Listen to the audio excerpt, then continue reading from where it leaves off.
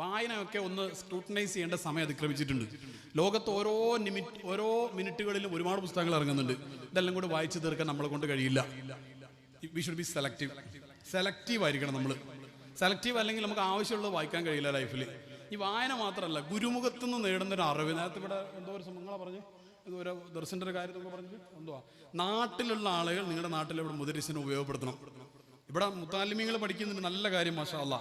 മുത്താലിമീങ്ങളോട് എനിക്ക് എന്നും വല്ലാത്തൊരു ഇഷ്ടമാണ്. കാരണം എന്താണെന്ന് വെച്ച് കഴിഞ്ഞാൽ അവരുടെ വീട് തൽക്കാലം മാറ്റിവെച്ച്, സൗകര്യങ്ങൾ മാറ്റിവെച്ച് വേറൊരു നാട്ടിൽ, നിങ്ങളാ പള്ളിൻ്റെ മേലെ പോയി നോക്കിയാൽ മനസ്സിലായി എത്രത്തോളം സൗകര്യം അവിടെ ഉണ്ടെന്ന്.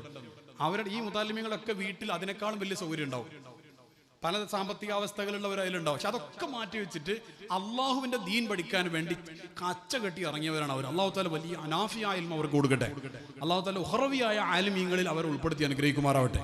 കൂട്ടത്തിൽ എന്ത് ചെയ്യുന്ന ഒരു നാട്ടിലെ ദർസ് ഉണ്ടെങ്കിൽ ആ മുദരിസിനെ നാട്ടുകാരും കൂടെ ഉപയോഗപ്പെടുത്തണം. അപ്പോൾ ഒരു സ്വഹീഹുൽ റിയാദു സാലിഹീനോ അല്ലെങ്കിൽ അതോടെ ഒരു റിയാദു സാലിഹീൻ്റെ ദർസും അല്ല ഒരു ഫത്തുൽ മുഈൻ പോലുള്ള ഒരു ഫിഖ്ഹിന്റെ ഒരു ദർസും. ഈ നമുക്ക് ഫിഖ്ഹൊന്നും അറിയില്ല, നമുക്ക് ഒന്നും അറിയില്ല. നമ്മളെന്താ പഠിച്ചതെന്ന് അറിയാം, പണ്ട് 7ാം ക്ലാസ്സിലാണ് വുളു എടുക്കാൻ പഠിച്ചത്. അത് തെറ്റായിരുന്നെങ്കിൽ ആ തെറ്റ് ഇപ്പോഴും തുടരുന്നു. ആ 7ാം ക്ലാസ്സിലെ വുളു അപ്ഡേറ്റ് ചെയ്തവർ എവിടെ? അപൂർവമായിട്ടുണ്ടായേക്കാം. പക്ഷെ കോമൺ പീപ്പിൾ 7ാം ക്ലാസ്സിലെ നീയത്ത് അപ്ഡേറ്റ് ചെയ്തിട്ടില്ല, 7ാം ക്ലാസ്സിലെ വുളു അപ്ഡേറ്റ് ചെയ്തിട്ടില്ല, ഒന്നും അപ്ഡേറ്റ് ചെയ്തിട്ടില്ല. അന്ന് 7ാം ക്ലാസ്സിലെ 12ാമത്തെ വയസ്സിൽ പഠിച്ചത് തെറ്റായിരുന്നുവെങ്കിൽ തെറ്റന്നെ.